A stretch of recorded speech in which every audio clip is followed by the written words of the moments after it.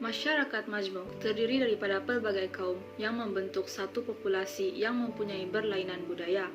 Melayu, Cina, dan India di Semenanjung merupakan tiga kumpulan etnik primer di tanah Melayu sehingga sekarang.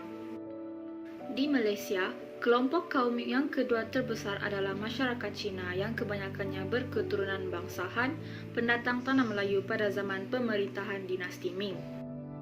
Tahun Baru Cina ialah antara sambutan perayaan yang paling popular bagi kaum Cina di Malaysia. Masyarakat Cina menyambutnya selama 15 hari setiap tahun mengikut kalender mereka untuk merayakan Tahun Baru yang akan datang. Ahli keluarga juga akan bersama-sama menyambut malam Tahun Baru untuk mengeratkan hubungan. Pemberian angpau kebiasaannya dilakukan oleh seseorang yang telah berkahwin. Sampul merah yang disertakan wang, angpau akan diberikan kepada kanak-kanak remaja serta sesiapa yang masih bujang. Cap Gomeh merupakan perayaan yang disambut sebagai penutupan sambutan perayaan Tahun Baru Cina. Pesta Tanglung diadakan semasa bulan purnama pada malam pertama. Masyarakat Cina akan menyalakan tanglung yang berwarna-warni dan membakar mercun pada malam tersebut untuk memeriahkan lagi sambutan. Menurut adat kaum Cina, membakar mercun dapat menghalau makhluk yang kejam dan jahat. Dikatakan, bunyi bising daripada mercun tersebut akan menakutkan makhluk yang kejam dan jahat. Pada masa ini, melontar buah limau ke dalam laut atau sungai diamalkan dengan doa agar mendapat pasangan. Kuih bulan merupakan antara makanan tradisional masyarakat Cina yang diteruskan sehingga hari ini.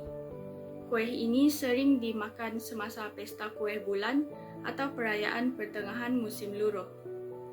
Kuih bulan diperbuat daripada adunan manis yang mempunyai kuning telur masin atau kacang merah di tengahnya. Berdasarkan kisah yang berlaku di negara Cina pada zaman pemerintahan dinasti Yuan yang zalim dan kejam, rakyat Cina pada zaman itu telah bersekongkol dengan Puak Ming untuk melakukan pemberontakan. Pada satu malam semasa bulan mengambang penuh, mereka membuat kuih berbentuk bulat dan meletakkan pesanan di tengah-tengah kuih tersebut yang menerangkan cara untuk mereka melakukan pemberontakan. Kuih yang dibahagikan kepada masyarakat setempat ini menyebabkan pemberontakan tersebut berjaya menjatuhkan pemerintahan kejam tersebut. Tuntasnya, peristiwa ini dirayakan pada setiap tahun oleh masyarakat Cina di luar negara dan di Malaysia. Terdapat berbagai jenis pakaian masyarakat Cina yang masih popular di negara Malaysia sehingga kini, termasuklah Cheongsam. Cheongsam sering dipakai oleh perempuan ketika majlis, terutama sekali Tahun Baru Cina dan majlis perkahwinan. Lama-kelamaan, Cheongsam telah disingkatkan sehingga ke paras lutut yang pada asalnya sebenarnya adalah labu. Ciri-ciri yang masih dikekalkan adalah belahan kiri dan kanan serta ketat pada bahagian pinggang. Pakaian tradisional Cina ini juga mempunyai bahagian leher yang tinggi dan butang pada bahagian bahu. Pakaian ini selalu diperbuat daripada kain sutra, kain satin dan kain yang lembut. Selain itu, pakaian tradisional Cina bagi kaum lelaki adalah jubah labu yang biasanya dipakai semasa Tahun Baru Cina dan perayaan serta majlis lain. Jubah ini kebanyakannya masih dihasilkan dari negara Cina dengan menggunakan fabrik sutera dan broke yang berwarna terang berserta dengan ragam hias, benang, emas dan perak, akan tetapi coraknya tidak terlalu banyak.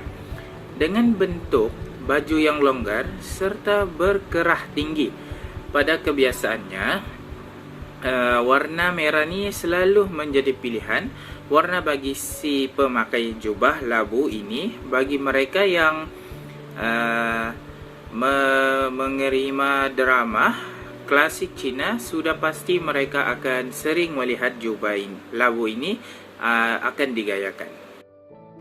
Masyarakat Cina juga terkenal dengan tarian singa di mana ia menjadi adat bagi masyarakat Cina di negara Taiwan, China, Thailand dan lain-lain.